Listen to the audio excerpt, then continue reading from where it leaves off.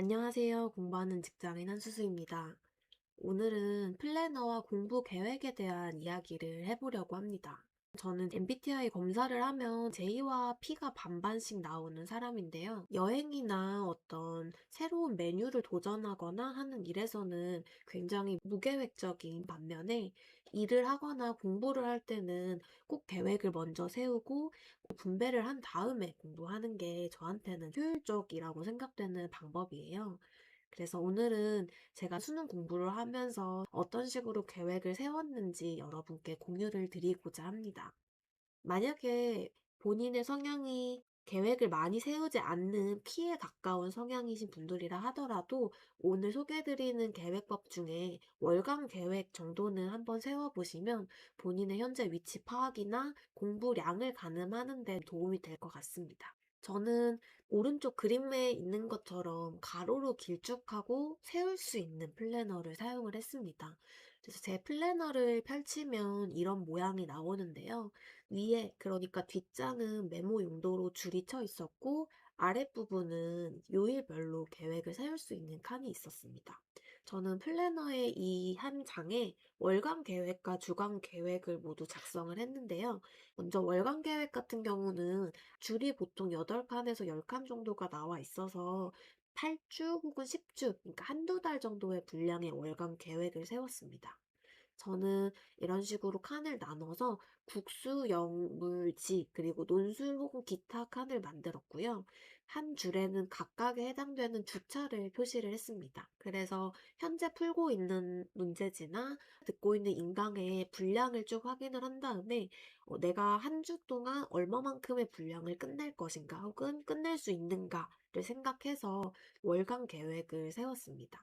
예를 들어 국어 같은 경우는 제가 마르고 닳도록이라는 문제지를 풀었는데 저는 한 주에 보통 2회 정도 분량을 끝낼 수 있더라고요. 그래서 4월 첫째 주에는 마달 11회, 둘째 주에는 12회, 13회, 그리고 마달 한 권이 끝나면 다음 권으로 넘어갈지 혹은 그 권을 다시 복습할지 이런 식으로 계획을 2달 정도 단위로 세웠고 인강을 듣고 있는 게 있다면 이 주에 여기까지 진도를 끝내겠다라는 목표를 세웠습니다. 그리고 모의고사가 있는 주는 그 분량을 고려를 해서 계획표에 반영을 했었고, 마찬가지로 뭐 유런을 풀고 있으면 심 1, 2를 한 주에 끝내겠다. 모의고사 같은 경우는 한 달에 한 번 정도는 풀겠다라는 식으로 계획을 세웠습니다. 그리고 인강만 쫓아가다 보면 수특 수완도 한참 뒤로 밀리는 경우가 생기잖아요. 수특 수완도 4월, 5월부터 바로 시작해서 그때그때 끝낼 수 있는 분량의 양을 정해놓고 이 계획표에 반영을 했었고요.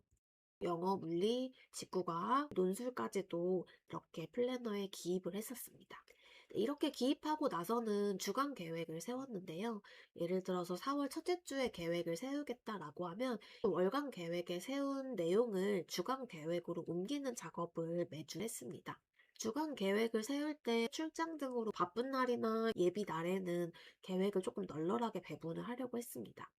평일에는 하루에 3과목을 넘지 않게 배분을 했고요. 주말 같은 경우는 좀 부족했던 공부들을 채우려고 했습니다. 월요일 공부를 마치고 나서는 제가 한 공부를 동그라미를 치거나 이런 식으로 형광펜을 쳐서 표시를 했습니다. 국어와 영어는 저한테 좀 취약한 과목이었기 때문에 바쁜 날을 포함해서도 매일매일 풀 수 있게 분량을 나눠서 작성을 했었고요. 비문학 요약 과제라고 이런 것처럼 매일매일 해야 되는 거는 굳이 월간 계획에 반영하지는 않았습니다. 저는 만약에 월요일에 지구과학을 풀기로 돼 있었지만 수학을 풀고 싶었다라고 하면 그냥 그 주에 있는 분량은 자유롭게 조정해 가면서 풀었습니다. 공부를 하고 나서는 그날 공부한 시간을 밑에다가 적기도 했고요. 화요일이 됐을 때는 물리 공부를 하고 싶었다라고 하면 금요일에 계획돼 있던 물리 공부를 땡겨와서 그때그때 상황에 맞게 했습니다. 뭐 이런 식으로 일주일 공부를 하고 나면 계획한 것 중에 실행을 못한 부분에 대해서는 표시를 해서 다음 주 계획을 세울 때 이 부분을 추가해서 반영을 했습니다. 물론 저도 이렇게 빡빡하게 계획을 세워놓고 모두 다 이루지는 못했고요. 밀리는 경우가 꽤 많이 있었어요. 이제 그럼에도 불구하고 저는 이렇게 계획을 세우는 게 내가 과목들을 골고루 공부를 하고 있는지 혹은 지금 시기에 맞는 적절한 공부를 하고 있는지를 한눈에 볼 수 있어서 좋았고, 이 월간 계획은 매 장마다 베껴서 쓰지는 않고 작성을 한 다음에 포스트잇을 붙여놓고 포스트잇으로 돌아와서 보면서 월간 계획을 체크할 수 있었습니다. 그래서 제가 실제로 2023년도 공부할 때 썼던 플래너인데 말씀드린 것처럼 월간 계획들을 세우고 그 월간 계획을 실행하는 방식으로 공부를 진행을 했었고요. 보면은 X 쳐진 것들은 계획을 수행하지 못했던 것들이에요. 저도 이렇게 많이 밀리고 못하고 그래서 계획을 다시 수정하고 이랬던 작업을 굉장히 많이 반복하는 사람이었습니다. 그다음에 2025 학년도 수능을 준비했던 2024년도에 쓴 플랜인데 이제 마찬가지로 계획을 세워서 실행을 했고요. 그리고 또 하나의 꿀팁을 좀 드리자면 저는 모의고사를 보는 날은 모의고사를 보는 것 그리고 오답을 하는 것 두 개를 각각 나눠서 적고 꼭 오답을 별도로 해야만 오답란에 체크를 할 수 있게 플래너를 사용을 했습니다. 왜냐하면 모의고사를 단순히 푸는 것보다 오답을 하면서 내가 모르는 부분을 인지하는 게 훨씬 더 중요한 과정이라고 생각해서 오답을 안 하면 이 칸이 채워지지 않아서 좀 찜찜함이 남게 오답이라는 부분을 꼭 따로 적어서 플래너를 사용했습니다. 그래서 제가 사용했던 플래너의 장점은 이제 메타인지를 할 수 있다라는 건데요.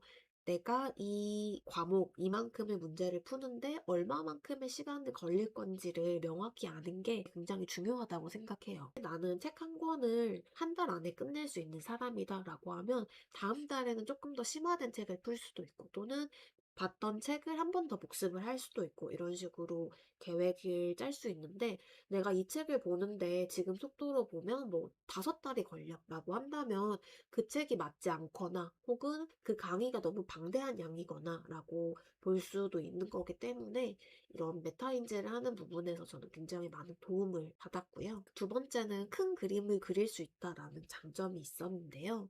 제가 현재 있는 위치와 부족한 부분을 월간 계획과 주간 계획을 보면서 꾸준히 체크를 할 수 있었어요. 예를 들면 제가 싫어한다고 표현하면 좀 그렇지만 막 재미있어 하지 않는 영어 같은 거는 플래너를 세워놔도 자꾸 영어가 밀리더라고요. 그래서 아침 공부에 무조건 영어를 끼워 넣는다든지 이런 식으로 그 부족한 공부의 양을 채울 수 있는 방법으로 공부 시간이나 순서를 조정을 한 부분이 있었습니다. 그리고 아까도 설명했듯이 9월이 넘어갔는데도 아직 수특을 손도 대지 않았다라고 하면 조금 경각심을 가지고 수특 수학을 푸는 그 시간을 플래너에 많이 배정을 해서 그래도 수능 전에 한두 번 이상은 풀 수 있게 스케줄을 세웠습니다. 그리고 가장 중요한 거는 이 플래너가 계획을 위한 계획이 되지 않아야 된다는 점이에요. 그 말은 무슨 말이냐면 내가 이거를 반드시 지켜야 되겠다는 강박을 가지려고 세우는 플래너가 아니라 내가 플래너를 세우지 않았을 때 대비해서 조금 더 효율적이고 체계적으로 공부를 하고 싶어서 세우는 계획이기 때문에 이 계획을 실행하는 데 있어서 당연히 최선을 다해야 되겠지만 너무 강박을 갖지는 않고 본인이 회사 일로 좀 바쁜 주간이다. 아니면 몸이 너무 안 좋아서 좀 쉬어야 되는 주간이다. 이럴 때는 그걸 과감히 좀 바꿔가면서 유연하게 대응하는 게 수능까지 롱런할 수 있는 방법이라고 생각을 합니다. 오늘은 이렇게 제가 어떻게 공부 계획을 짰는지 그리고 그게 어떤 부분에서 도움이 됐는지를 여러분께 공유를 드렸고요. 저는 지금은 수능 공부를 하고 있지는 않지만 다른 공부들을 하려고 계획을 하고 있어서요. 그 플래너와 계획들도 조금 정돈이 되고 나면 여러분께 한번 공유를 드릴 수 있도록 하겠습니다. 벌써 4월이 시작되고 봄이 됐는데요.